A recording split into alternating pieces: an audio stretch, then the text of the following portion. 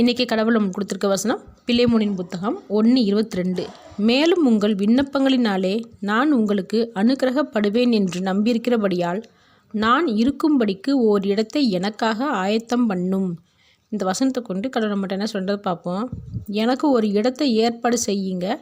நீங்கள் கடவுள்கிட்ட நம்பிக்கையோட வேண்டுதல் செஞ்சதுனால தேவன் என்னை உங்ககிட்ட அனுப்புவார்னு நம்புகிறேன்னு பவுல் சொல்கிறான்.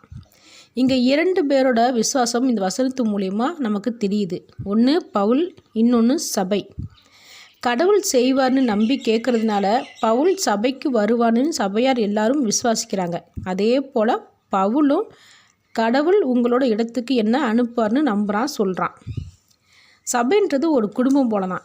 ஒரு குடும்பமாக நம்ம தேவனிடத்தில் நம்பிக்கையோடு வேண்டிக் கொள்ளும்போது எவ்வளவு வல்லமை இருக்குதோ அதே போல தான் சபை ஒன்று கூடி நம்பிக்கையோடு வேண்டிக் கொள்ளும் போதும் வல்லமை நிறைந்திருக்கும்.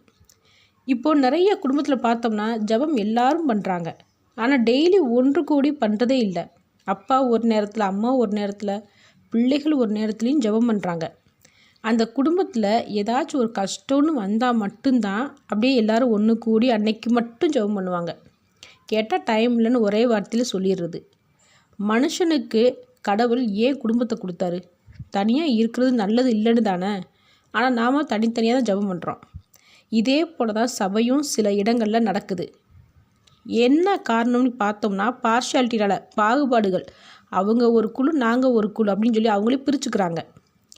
2 அல்லது 3 பேர் என் நாமத்தினாலே எங்கே கூடியிருக்கிறார்களோ அவர்கள் நடுவில் நான் இருக்கிறேன்னு கடவுள் சொல்லியிருக்கிறாரு. அப்போ நம்ம ஒன்று சேர்ந்து குடும்பமாக சபையாக ஜெபம் பண்ணும்போது கண்டிப்பாக நம்மளோட வேண்டுதலுக்கு கடவுள் பதில் கொடுப்பாரு. ஆமேன்.